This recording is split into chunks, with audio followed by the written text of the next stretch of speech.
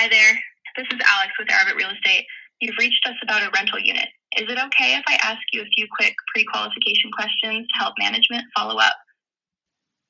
Hey everybody, so in this video we're going to go straight ahead and build together a AI agent. This one is a tenant screener. What we're going to do here is that the process is simple. The people call the number, the agent asks them basic questions, what's their phone number, when they're trying to move into this unit, etc. And takes that information, processes it, adds it to a Google Sheet, which then is forwarded to the tenant, the property owner. What that allows us to do is to automate that process, and it's valuable for the property owners because it allows them to save a lot of time, a lot of energy onto something that they don't need. Their skills aren't required here. This is just gathering of information until they can call them back. A lot of times these places have basic rules such as it's a non-smoking area, it's a no animal unit, it's a unit that requires a background check or something like that. And so those questions, once they are automated, they allow for the property owner to look at the sheet that he has in front of him and directly be able to assess, is this person somebody that would be a good fit or not for my unit, and then call them back. So let's get straight to it. So in this one, this is pretty simple, right? This is what you're going to need is two things. You need an N8N dashboard and then N8N sequence, and you have a Retell.ar component. You can use things such as Vapi. There's other voice agents platforms that you can use. These are the two that I use for this agent here. So what we have here is pretty simple. We have what we call a webhook. There's a filter. There's a message model, an intelligent component, pretty much. We have the row being created in our Google Sheets, like we spoke about earlier in the introduction. And then we have the email being sent to the customer, right? So how does this work, right? What we first start with is building our agents, right? So here,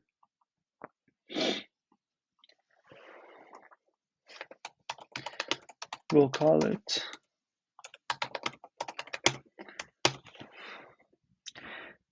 more simple name. So here, for example, you have Retell. Retell is a voice agent platform. And what this allows you to do is to be able to give this, you have an intelligence, you give it a prompt, you tell it how to behave. And from there, pretty much it will go through the steps and create an output. Now the rest, once that output is created, that's for the part with N8N. So all we need to think about right now is that the Retell is sort of the front end, the part where we start. And then everything after is where we're going to link this to our N8N component, right?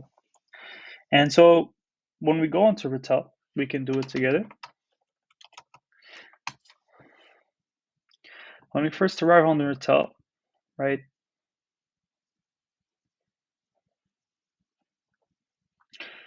it's going to show something like this, okay? So for example, here, what we have is a dashboard of all your agents, right? It's going to have your knowledge bases, so that's just memories or information that you want people to access, your agents to access. But what we really want to focus on here is just create an agent. And then here we'll do create a voice agent because this is the type of agent we have for the current bot, the screening tenant bot. And it would bring us to a page like this one. Now here on the left side is where we put in our prompt. This prompt, for example, is one that I've put together and is pretty much a simple breakdown of what we expect out of this bot here. You have here, for example, your Alex, you give it a personality, things that will help not only the bot to be able to communicate, but also it will allow a frame for the person on the other side of the phone to be able to interact with it. So for example, here, name Alex, highly efficient, polite virtual assistant for Arvit, which is our brand here. not the client's brand. This is just for the sake of the of the presentation, but at the same time, you can also sell your own product and your company being the, for example, real estate management component to it, right? Depending how you want to frame it. Long story short, you give it a you give it, these are all instructions. So you want to break it down clearly so that it's easy for the LLM, the language model, to be able to understand. And then, so environments, attracting potential tenants to express interest. We want to make sure that things are done within that environment, that context. The tone, we speak about, what is the goal? These are the questions that they're going to be asking. So, what's your desired moving date? How many people will be living in the unit? The pets, prior evictions. What's your name? What's your phone number? Are you willing to provide last 2 pay stubs? Are you currently on government assistance? And so all of these questions were questions that were given to me, for example, by a client, right? And now once this client and myself have gone over what is the important information that they need out of these, applicants, then I take that information and I build an automation for it. Pretty much. That's the whole idea here. Now, how is this information recorded?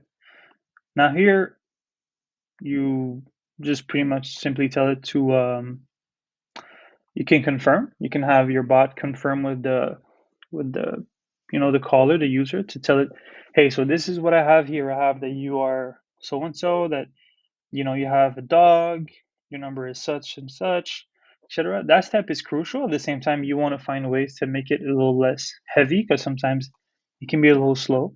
So I'll leave it, you can try and play with it and see what works best for you. Sometimes it's better to confirm right after each question rather than having a whole paragraph of confirmation at the end, which can be, tiring for people. So yeah, there's like arguments for and against.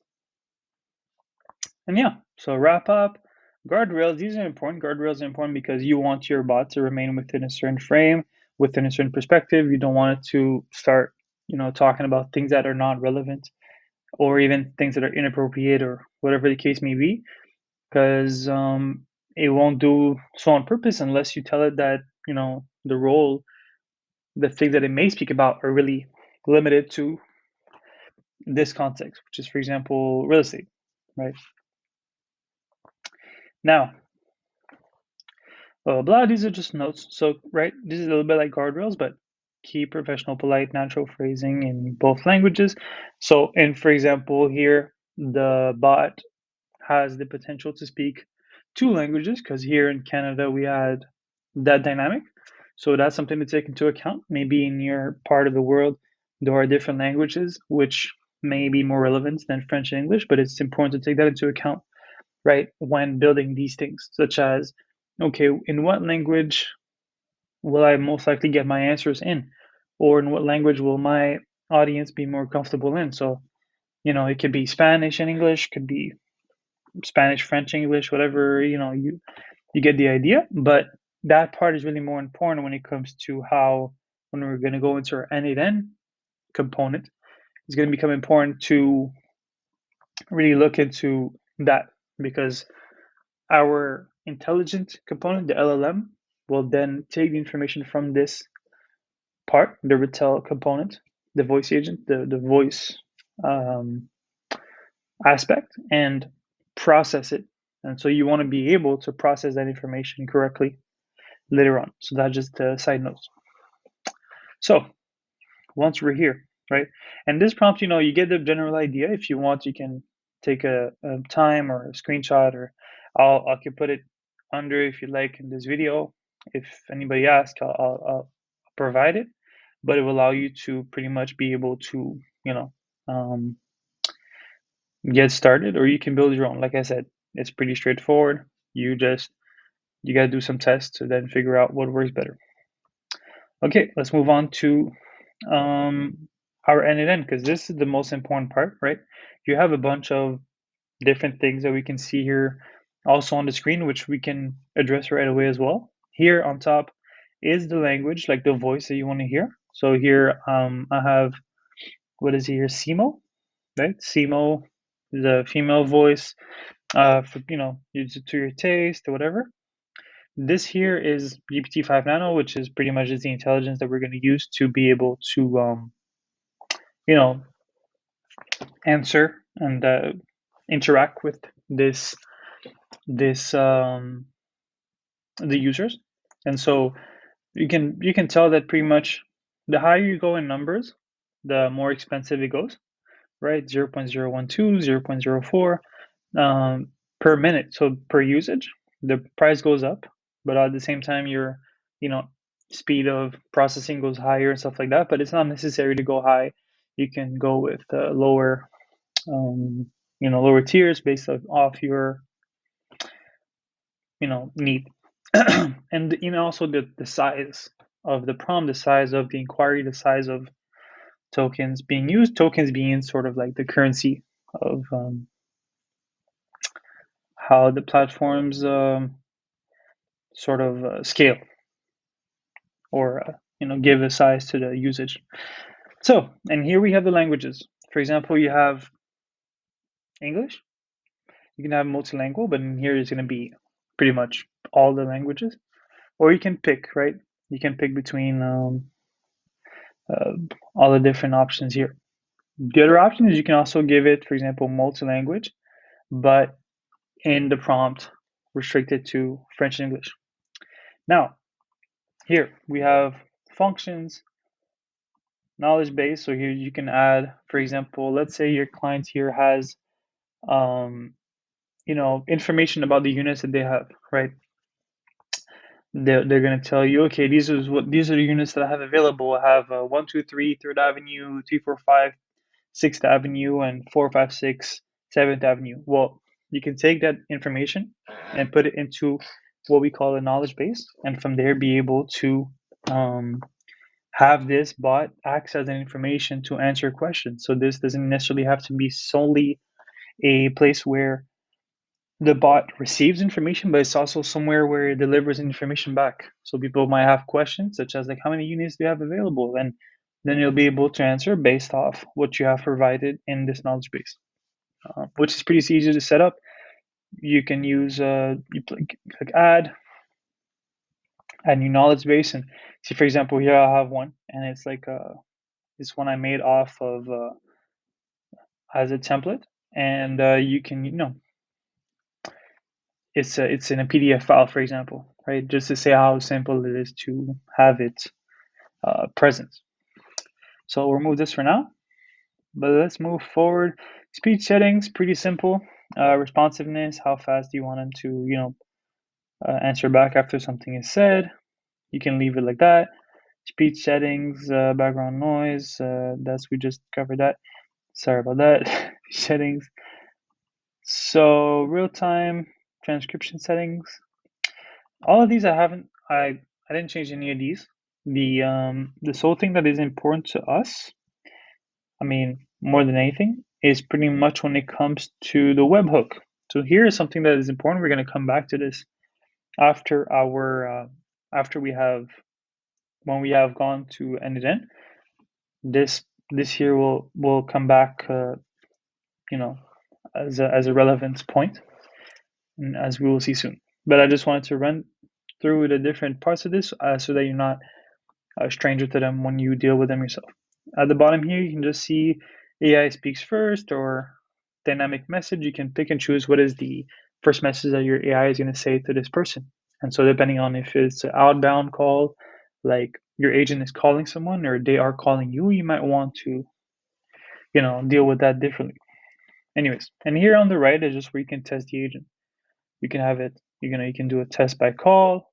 See, for example, here it's noting what I'm saying. Now I'm going to end call. You can have it as a chat test, and you can do it manually, or you can do it simulated, and the platform will, it will do it itself. It will sort of create an agent to speak to your agent, and it's kind of cool how they operate. Anyways, back to our NNN, which is now the second chapter of our introduction to this build.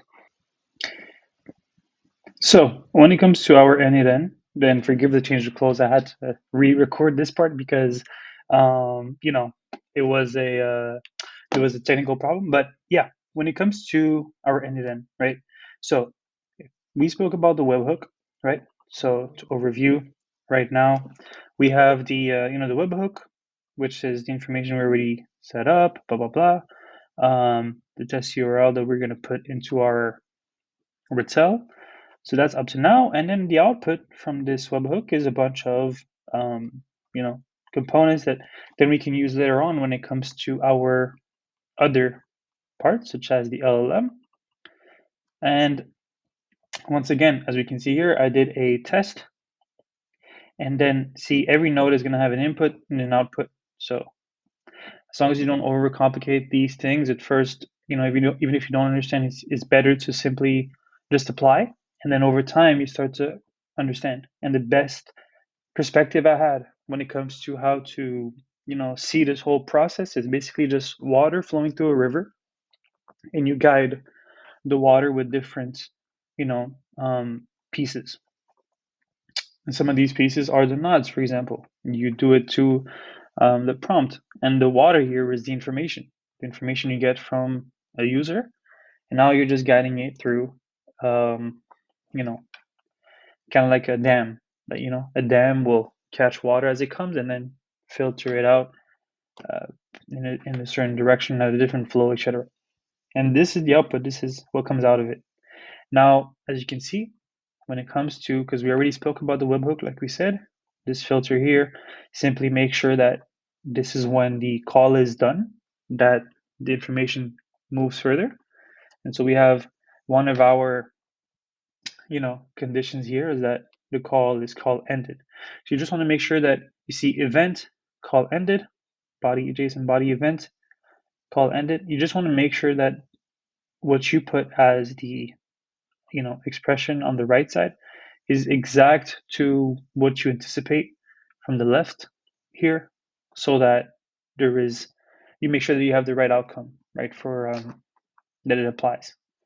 Anyways, so when that passes, for the sake of this experiment, we have an input that was done and an output here, right? And these are the different categories of information that we got extracted. So how do we do that? In front of you, you have the LLM. The LLM is the language model, right? To set it up, you go plus, click AI, and then you choose OpenAI. And what we chose here is message model. So what that means is, the explanation can be really complicated, but pretty much this is just a portal that will connect to OpenAI here, your AI. It could be Claude, it could be, whatever, and communicate with it to process information. Boom. Now, once you set that up, it opens a window like this. You connect your OpenAI account, which means you most likely will need to have credits on your OpenAI account. It's just you put some money and it can be used to do the different tasks you need. But NNN also offers free OpenAI credits when you first get in the game and everything. So that's for that. Now, before we get to the prompt, the text here resource is text. Operation, that's automatic when you choose this node. And then here the model is GPT-4o mini. It's kind of like we did on RTL. We have different options here that will change the amount of power you can see, like power you need to process this. And now you have the prompt, and this might be the most important part, which is setting this up correctly, right? And so you get an overview here. You can use the exact one if you want, if you have the same niche or whatever. But the idea here is that what's important is this part here, right in the middle towards the end, because the input is the type of input you want. You want it to be uniform so that it's easy to access and it's understood. And you associated the input that you want to happen into Google Sheets, because to repeat, we are right now setting a system that takes the information and puts it into Google Sheets. So these on the left side are our categories, right? And as we can see, if we go here, these are the categories that we have, right? These are all examples, but we have name, number, people, pets, moving dates, and these are just questions that you want your assistant to extract from the conversation with the user. And so when we come back to, when we come back here, the name is here. What type of input do you want? Full name. And then you have to play with that depending on what's important for you, right? Phone number here, this is just a little, extra thing you could ask the people, for example, for the phone number, but here we extract it directly from the caller ID, the person that calls us, and that's the number that we keep. Now, as you can see from extract from, and this piece here that you can see is simply the part that we extracted from our variables when we were, when we go into our webhook, pretty much. When we do the test, you can call from your own cell phone and then be able to, have this component and just drag and drop. Now, number of people, input a number, etc. So what I'm trying to put emphasis on is the standardization of the responses you want so that you have clarity on the other side. And things such as this one allow you to have less mistakes because, sometimes somebody says a number and AI might have trouble. Sometimes we speak fast when you speak naturally. It can be difficult to have, clarity for the AI. So you want to minimize the number of errors and make your process bulletproof. That's why we use these things. And at the end, you just want to make sure that you will give the prompt the, where to find that information. And so you go into your, your variables, you could say, and from the conversation you have, you extract the transcript and you put it into your prompt so that the LLM knows where to find that information. And so, depending on the tests that you do, sometimes you have to run a few tests before your transcript appears. But if anything, you can read it verbatim like this, or that's what has worked for me. So sometimes it's to try it often, and sometimes it's to simply read it verbatim. Anyways, so now that we moved on from that, as for the rest, we didn't change anything here. Output randomness is the type of response we want, and then you don't have to touch that. And these, they come like that. Leave them as is. Now we get into our Google Sheet and email sending parts, right? So that's what we'll see in the next chapter.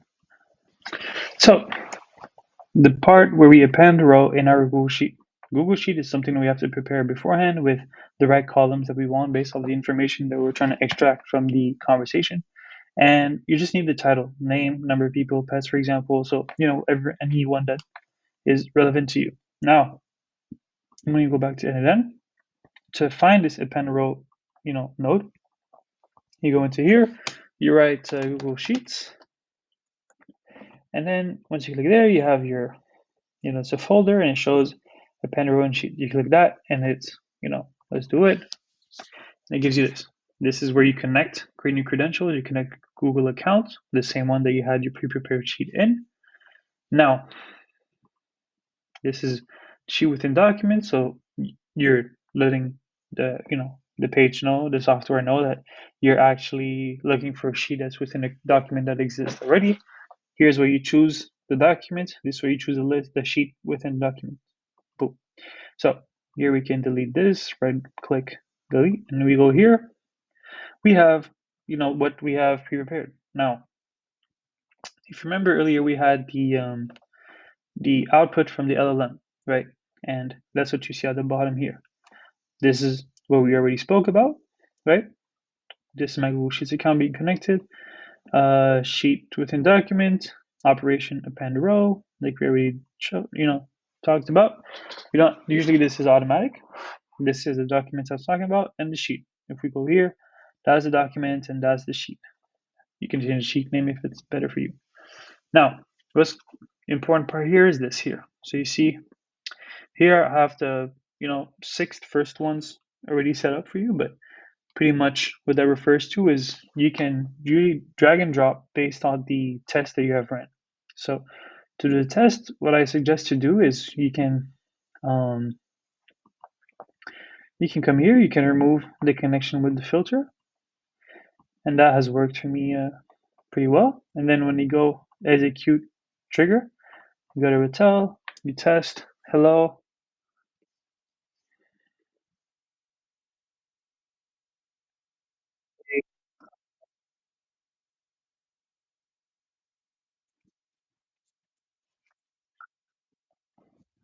Hey, October 31st, and I want to, move in as soon as possible, something like that.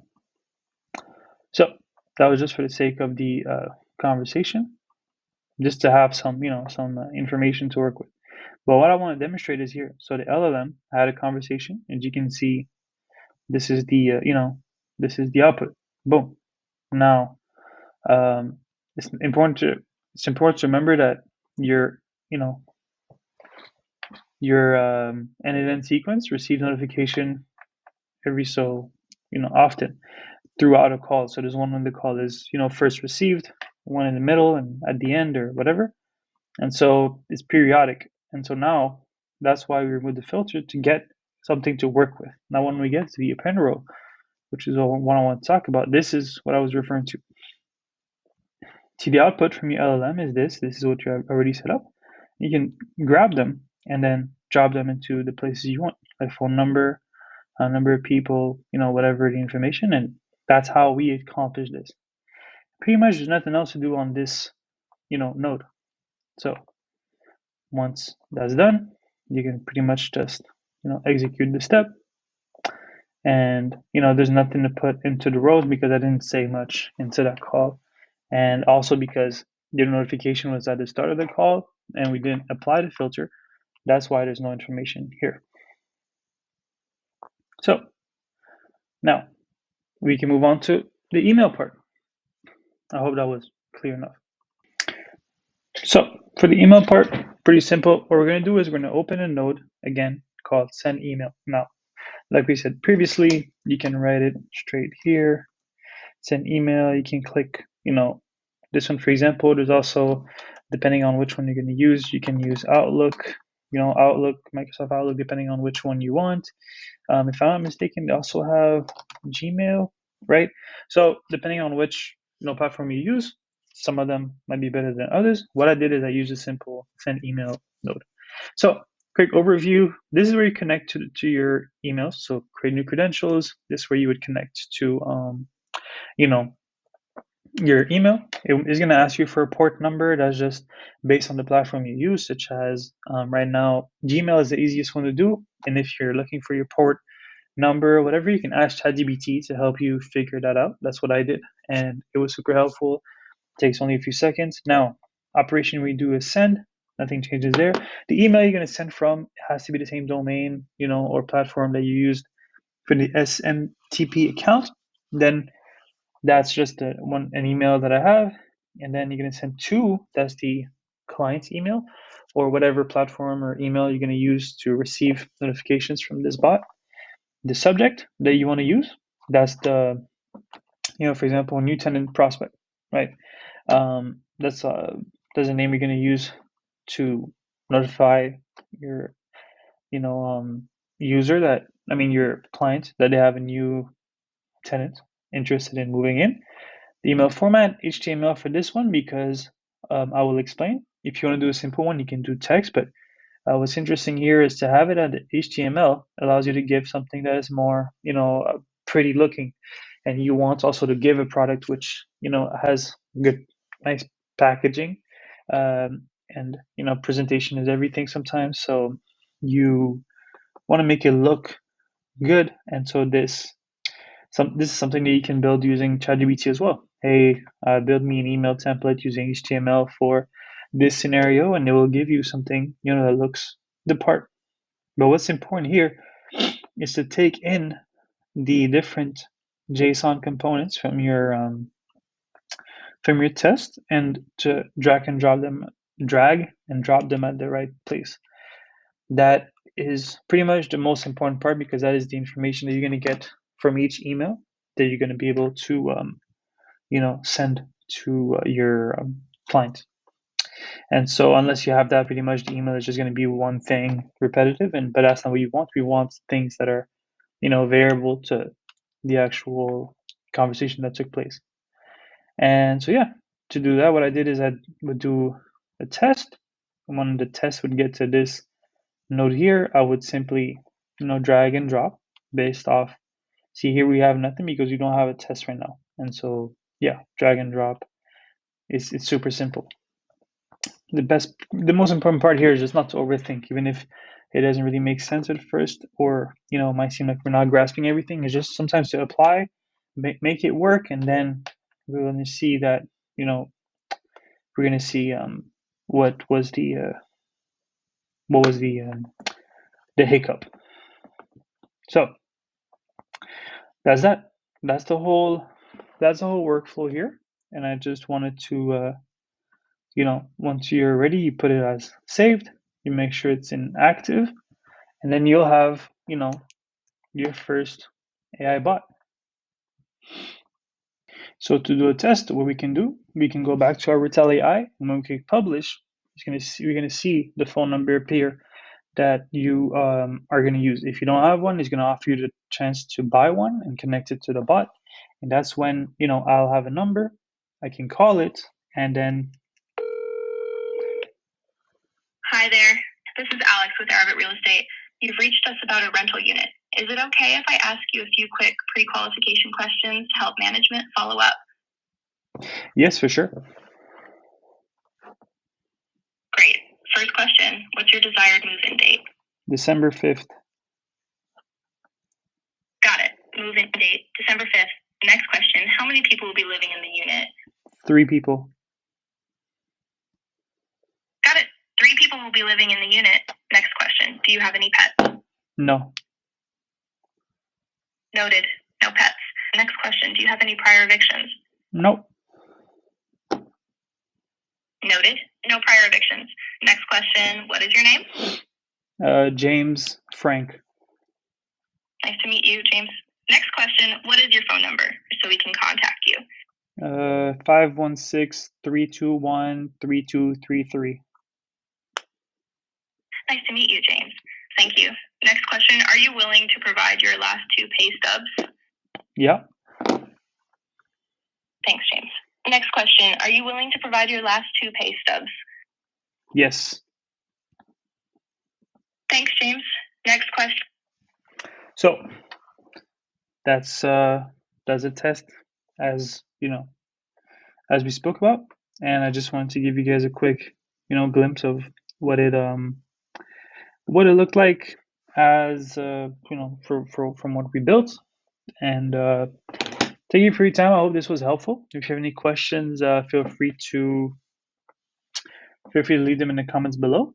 And yeah, I'm just gonna see. I want to show you. I'm gonna show you right here. See, this is an example of email once it is received by the user, by your clients. So that's the template I was talking about, which is not just a boring email, but something that has a style, a look, based off the colors of your brand. And so you have a whole product there that you can just run with it. Thank you for your time.